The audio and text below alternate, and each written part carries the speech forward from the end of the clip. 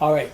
The biggest thing I try to tell all the players is not to use too much tongue, because articulation is an interrupter.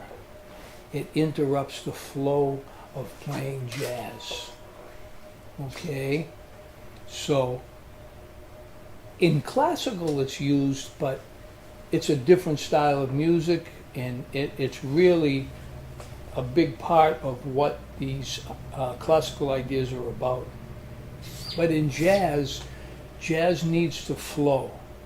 And I think what I see is a lot of the students come into playing jazz from a classical background. So they're still articulating with a heavy tongue, like T, like ta ta ta ta ta ta ta ta ta ta ta ta.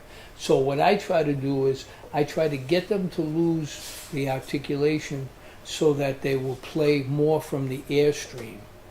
Okay? And it's a very difficult thing to do, because you realize that the articulation, or the T, stabilizes your time. Okay, does everyone understand? It's a crutch for the time, and people become very dependent on their time because of their tongue. Don't use your tongue at all, okay? For me, all right, let me say this. Of all the people that ever articulated the heaviest of all the students I've ever had was me. Okay? I was the heaviest articulator, because Joe Viola, when you went to Berkeley back in the 60s, it was about 75-80% classical and 20% jazz. Mm-hmm. So we really learned a heavy classical background. So I came into jazz using this heavy articulation, and then realized it was too much, the T. So I realized after hearing my first record with the Fringe, I needed to lose that. Then when I started teaching and I listened to these students come in from the Midwest, like like this, and it's like, holy shit, and this is when I'm 1975, I'm just starting to teach, and I'm going to myself, oh my God, I'm going to listen to this for the rest of my life. I'm going to shoot myself. So I had to figure out how I could get these guys to lose this articulation.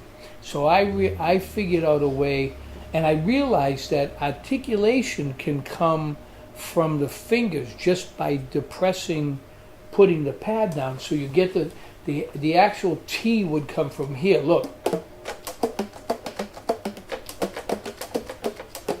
So I realized that two things that would help. You would play with a really strong, that's great. Sounds like they're drilling next door. Is that the phone? Maybe they are drilling. So anyway, if you come down, right? If you come down strong, not heavy, but strong and even, you could have a finger articulation with perfect time, and you would have to use the metronome. Okay, so it would be like.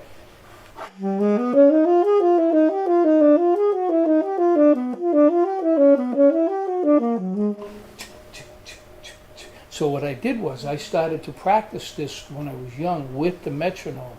So I didn't realize I was getting rid of the tongue and working on metronomically perfect time.